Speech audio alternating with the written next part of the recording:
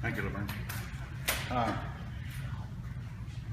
Everybody is talking about improving our reserve, but our reserve is more than just that area. All of us, as part of Michipicoten, have an area that we call home. Now, my area is France. It's an area I have an attachment to that I love, but it doesn't make me any less a Michipicoten member. We've got members spread across this country of ours, not only in northern communities, but across from British Columbia to Nova Scotia to wherever. And these people want to know what we're doing. We're not doing anything, as far as I'm concerned. You try to go and get information from anybody and it's hush hush. When you wind up having council canceling meetings because they have no new business, come on people, that's kind of foolish, you would think, in my books. There should be always new business. I mean, I just started working with a new company called Michipicoten Forestry Services. It's part of Pick-Mobert. These people have a vision. They're moving forward on it. They're not sitting around and waiting for somebody to move or do something. They came in and knocked on my door. I was sitting here at Prodigy, working with them, happy working with them. But he came knocking at my door and said, "Can you come and help us run this forestry? Can we get it off the ground?" Sure, I'll go over there. I'll give you guys a hand with that. Because you guys have a vision, you have an idea where you're going, you have a way to make money. And by having this ability to be able to create their own business, they're going to give pride to their people. They help open the lumber industry in White River. They're part of that. We've got an area in Dubreuilville called the Magpie Forest that nobody's even touching. We're just kind of leaving that stuff right there. And the white man is there picking. He knows there's money in the trees. And he's there picking that coming this summer. So if we don't move now, if we allow them to stay there and take over, then we'll lose again. We'll lost everything again. Just like any other time. Sure, we have good ideas, good intentions. Even with the gold company, we go up, we get MOUs with them. We sign these MOUs, but what's it really mean? What do we really have? Nobody even knows that. But I sat with those people at that gold company and they're saying, why don't you guys get together as a community and come and open a business with us? We have this here for you guys. We want these guys to have it. They want us to, as Michipicoten, that's only who they want to really deal with. Missinabbi's the other one. That we can go in there and become filthy rich off of it. That's what they want. The forest industry is the same. If you see that working through with the way Michipicoten is working, they're starting small, but they're going to wind up, there's trucking, there's cutting, there's mechanics, there's the mill, there's so much opportunity there for us Michipicoten members, so that if we get these contracts, we get all this information put together with the band, we move forward on it, we can bring people home.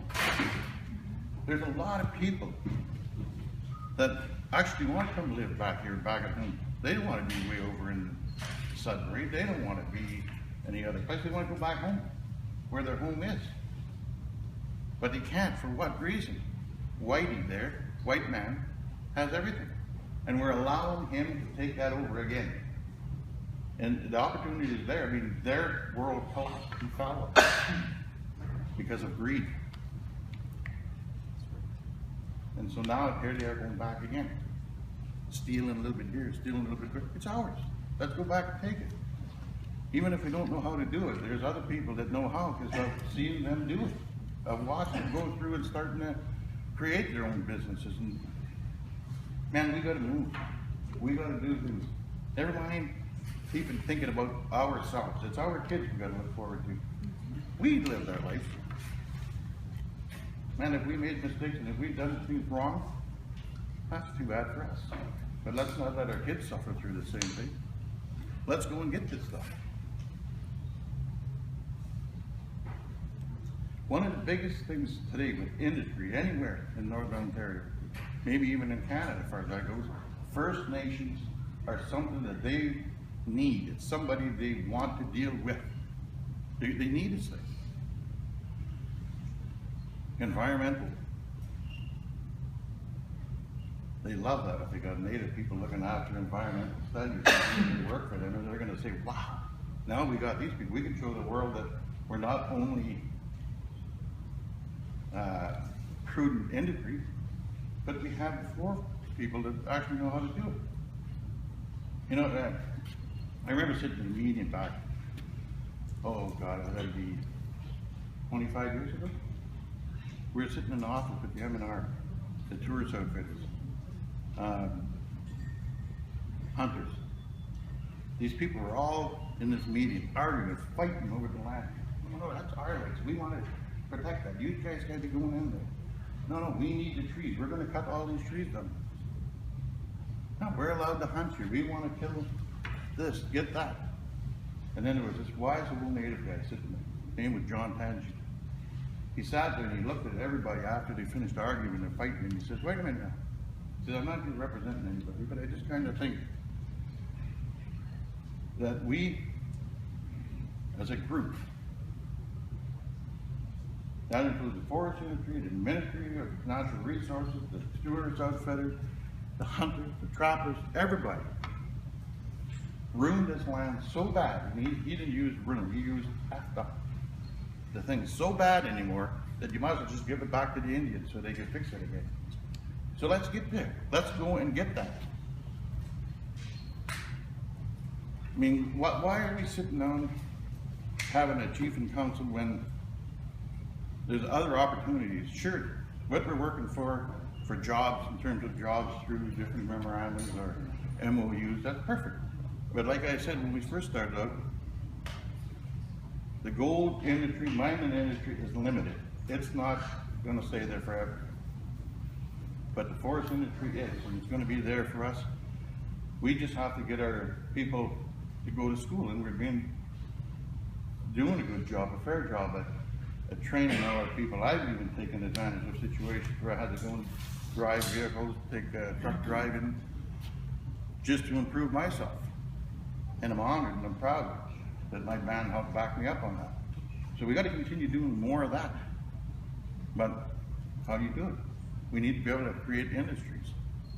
If we had an industry right on the reserve, can you imagine you start your big log truck up and you're starting off from the reserve and away you go? That's a hell of a lot better than $1,500 a year. You know? That's a $60,000, $70,000 a year job for you guys. Our kids could be happy. Bring up your families. Unreal. Let's not sit around waiting for something to happen again, because it's not going to happen. Our fathers, our forefathers, have been put on these reserves, and they have the mentality that, oh, the government will look after us, or somebody will look after us and help us. No, somebody told me the other day, what are you going to do for me? We have a lot of intelligent people here working for this band that we don't even use. We don't even use their brain power. Because we lock ourselves into little places, but hey, we're a big nation, man. We're 1,100 people. That's not a little group of people.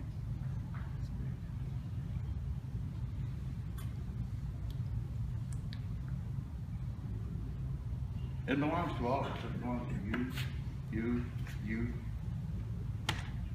people in Sudbury, people. We all have a vision of what we want for this community. I don't need this job. I don't need to worry about the reserve or nothing, but it's something I feel I have to do. It's something in my heart that if I'm going to leave a legacy, if I'm going to leave anything of who Lorne Tangie is, people are going to be able to say 100 years from now that, yeah, that guy gave it his all. He did the best he could for this band, this community. And learning is not something I'm scared of. If I gotta learn some stuff to be able to help this band out, I'm willing to do it. So that's just my opinion, people, and if you see your way clear that I should be in part of that council, then I hope you vote me in. Thank you very much.